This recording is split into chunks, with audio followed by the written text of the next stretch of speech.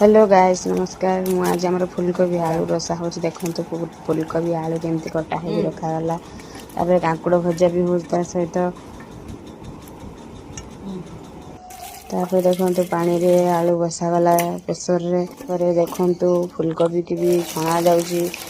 सब छणाछुणी रेडी हो गला तरकारी एवं हम तेल पड़ा मसला सब पड़ी तरकारी